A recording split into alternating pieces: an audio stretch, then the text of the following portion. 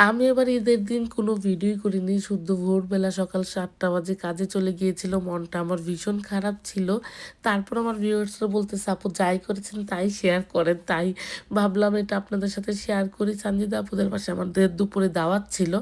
আমি আর শাহিদ যেতে পারিনি। তাই বিকেলবেলা আপু এই খাবারগুলো নিয়ে আসছিল। তখন একটু ভিডিও অন করেছিলাম। আর শুদ্ধ কাজ থেকে ফিরতে, ফিরতে বিকেল হয়ে গিয়েছিল। শুদ্ধকে পাঠিয়েছিলাম আপুদের বাসায়।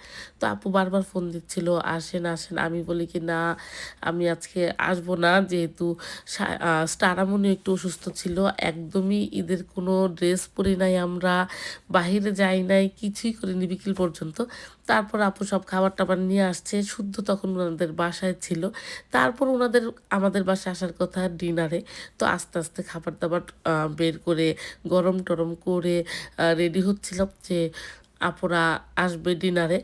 তো একদমই টেবিলও সাজাইতে পারিনি। শুদ্ধ যেহেতু আমার হাতের খাবার টেস্ট করেনি, তাই গরম যখন করছিলাম ও সবকিছু একটু, একটু নিয়ে, নিয়ে টেস্ট করতেছিল।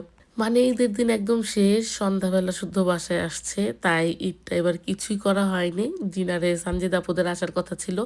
টেবিলও একদম সাজাইনি। জাস্ট যা, যা ছিল একটু, একটু করে একটা, একটা করে জাস্ট গরম করে সামনে দিচ্ছিলাম। আর উনারা একটু, একটু করে নিয়ে, নিয়ে খাচ্ছিল।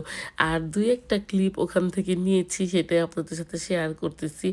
যে চিংড়ি মাছ করেছিলাম, মাটন করেছিলাম, বিফ করেছিলাম, রোস্ট করেছি, কাবাব করেছি। কিন্তু মানে কোনো কিছুই আমরা ঈদের দিন খাইনি। সত্যি কথা বলতে। যেহেতু শুদ্ধ বাসায় ছিল না, তাই যা রান্না করেছি তাই বাচ্চাদেরকেও খাওয়াইনি। বাচ্চারাও খেতে চায়নি। কেমন জানি একটা মরা, মরা ঈদ হয়েছে। ওরাও সানজিদা আপু যে খাবারটা পাঠিয়েছে ওটাই খেয়েছে। তারপরে এই তো ওনারা আসলো, সানি ভাই অনেক প্রশংসা করলো খাবারের। তো এই একটু ঈদ, ঈদ মনে হলো। তারপরে যখন সবাই চলে গেল, শাহিদ তো জুতা-টুতা পরে রেডি কোথাও যাবে।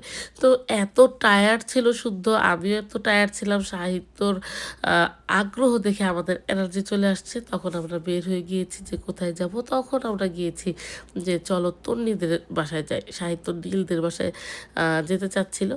তো চলে গেলাম আমরা সাহিত্যর বন্ধু নীলদের বাসায়। ওখানে গিয়ে হঠাৎ করে চলে গিয়েছি। স্টারামণি রাস্তাতেই ঘুমিয়ে গিয়েছে। স্টারাকেও মানে একটা ঈদের ড্রেস পরে সাজাবো। শুদ্ধ পাঞ্জাবি পরেনি, সাহিত্য পাঞ্জাবি পরেনি। তাই আমিও রেডি হইনি। চলে গিয়েছিলাম। তো সাহিত্য ওখানে গিয়ে মজা করে খেয়েছে। আর তন্বী যা, যা রান্না করেছে সবকিছু টেবিলের সামনে দিয়েছে। বাট আমরা একদম অল্প সময়ের জন্য গিয়েছিলাম, বেশিক্ষণ থাকিনি। জাস্ট আবার যেহেতু শুদ্ধ আবার ভোরবেলা কাজে চলে যেতে হবে, কিছুই করার নেই। তারপরও যে ও আমাদেরকে নিয়ে বের হইছে এটাই বেশি।